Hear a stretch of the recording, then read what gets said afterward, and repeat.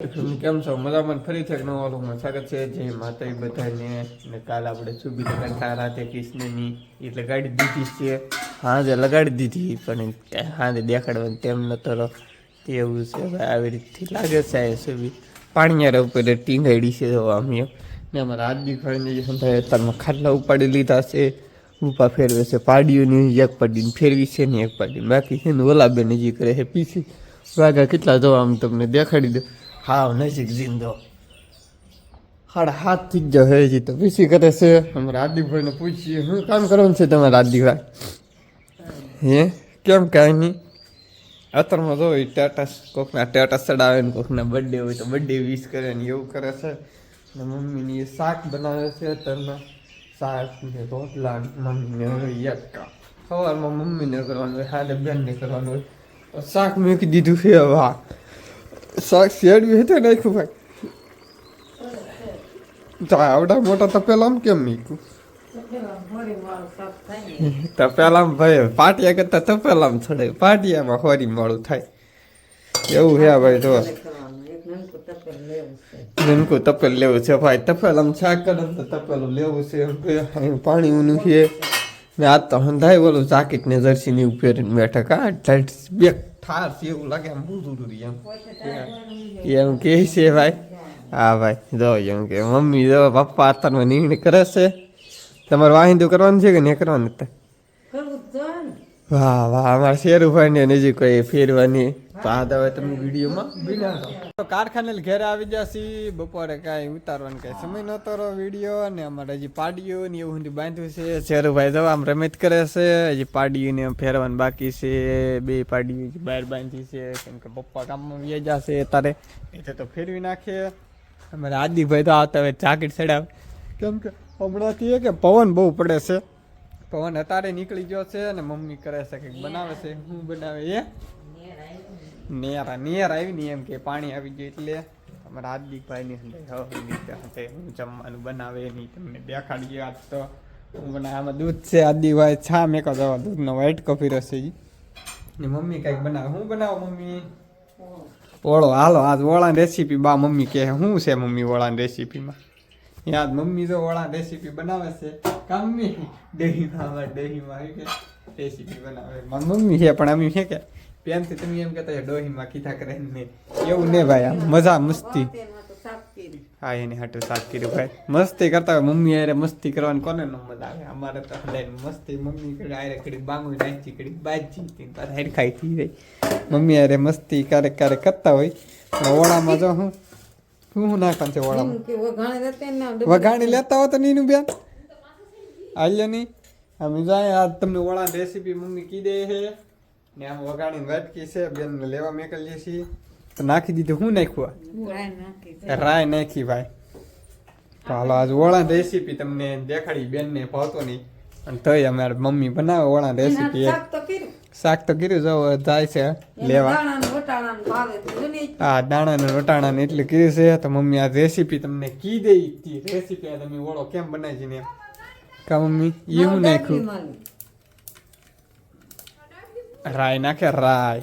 ડાબલીમાં ના બેન ને વઘાણી જડશે નહીં એવું લાગે છે તો ભાઈ રાય આવી રીતે કઈક ઉકળવા દેવાનું રાય નાખી દેવાનું તેલ ગરમ કરવું પડે. તેલ ગરમ પીવાય પછી રાય આવી જાય પછી જીરું નાખવાનું પછી જીરું જે રાય ફૂટી જાય પછી ભાઈ એવું હોય પછી નાખવાનું જીરું. હાલો ભાઈ જીરું નાખે છે હાલો રાય ફૂટે એટલે શું કહો વઘાણી લાવ્યા થવા બેન વઘાણી વઘાણી હિંગ કોરી ખાતી ભાઈ આમ દેશી જીરું નાખી દીધું છે. હવે થા ભડાકો ભાઈ તો આગું રહેવું પડશે કે એમ જો આગળ જો બોલે ને જો કેમ આવે વાહ બાકી વાહ આજ તો ઓળાની રેસીપી તમને લાય. હવે ડુંગળી સડવા દેવાની હે સડીને પછી ડુંગળી વાહિંદી પીડી ભાઈ ચા પીવાનું છે. હાલો ભાઈ ચા બેને કાનમાં કીધી દીધું છે ચા બનાવી નાખો યાર કેવું છે ભાઈ. એ પપ્પાએ જો આવેલા આમ કામ મળે થેલી લઈને આવેલા હો પછી બકાલ લેવા જા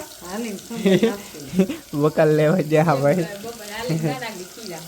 હાલે ગાડી હવે એક લેવાની જરૂર છે પણ અમારે આ મકાન ને એવું કારક હોય જવાનું ક્યારેક જવાનું હોય નહીતર ગાડી આપણે લઈ લેવું ટૂંક સમયમાં કામ મમ્મી હા બસ આવતી દિવાળી ઓલી દિવાળી હવે દિવાળી વાત કરી લેવું તો ખરી હવે પણ નાની લઈ કે મોટી લઈ ટુ વ્હીલ લઈ કે બેન ટુ લઈ પણ બેન કે મારે હાટું એક્ટિવા લઈ ગયો બેમાંથી બે પ્લાન છે અમારે હવે જેથી સક્સેસ થાય ભાઈ એની લેવાની છે એક્ટિવા કે ટુ વ્હીલર બે ગાડી પલટ ઠીક છે આવી જ જશે ઠેલી લઈને જોઈ લાવ હું બકાલ લેવા જો ભાગ આ મેકેલો છે ભાઈ બબલા તો હવે સડે છે નાખી સડી જ કે ડુંગળી નલ્લાવે છે ને બહાર હું લાવે એ તમને દેખાડું હવે આમાં શું નાખવાનું હોય કીધું ચાલો હા પછી શું નાખવાનું હળદર ભાઈ પછી હળદર નાખવાની પછી નાખવાની દૂધ આ સા ને તાર થઈ ગયું છે ભાઈ રીંગણાનો ઓળો કહેતા હે ટાઈટ પડે ને એટલે રીંગણાનો ઓલા છેલ્લી ટાઈટ છે એટલે રીંગણાનો ઓલા સાતી ટાઈટમાં અમે ખાઈ નાખીએ નહીં તો ઓળા ટાઈટ પડે ને એટલે મજા આવે હા બીજી મીઠું નાખ્યું એમ સારું થઈ જાય તો ભાઈ રીંગણાનો ઓળો જેમ ટાઈટ પડે ને એમ તમને મજા આવે પણ હવે ટાઈટ ઉતરે શાળો પૂરો થવા આવ્યો ને પૂરા શાળામાં આખા રીંગણાનો શાક હોય તો મજા આવે પણ શાળાનો ઓળો ને રોટલો હોય ને એની હારે છાશ હોય ને આ પાપડ ને એવું બધું લાવ્યા એમ કહે છે તો મમ્મી મેં કીધી સા તો ઓળો તાર થઈ ગયો છે કા તાર છે ઓલું બધું નાખે ઓળો ભાઈ ફોલેલો અહીંયા પીડો છે હવે બધું રેસીપી નાખી દીધી છે ઉતાણીની તૈયારી એમ કે છે દાળિયા ને એવું બધું આવી ગયું છે અમારા હાર્દિકભાઈ આમ પાડીને એને ફેરવે છે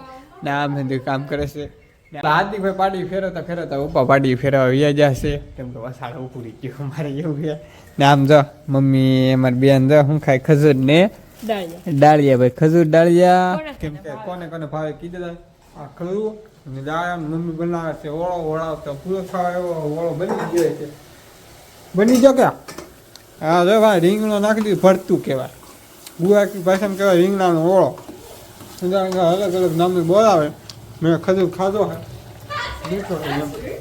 શું લાવવા કાંઈક લેવા આવ્યા છે બેન પણ મને નહીં ખબર એ હું આ ડબ્બામાં ખજૂર લેવા એ છે ડબ્બા સમસ્યા ખાવાનો ખજૂર એમ કે આમાં તો મને નહીં ખબર હાલો તમને દેખાડીએ સમસ્યા ખાવાનું ખજૂર તો ઓળાની રેસીપી છે આજભાઈ ઓળો છે તો હાલો હતા રીંગણાનો ઓળો ખાવા ને અમારા બેન એમ કે સમસ્યા ખાવાનો એમ ગલબ કરો સમસ્યા ખાવાનું ઓળા આ સમસ્યા થોડો ખાવાનું હોય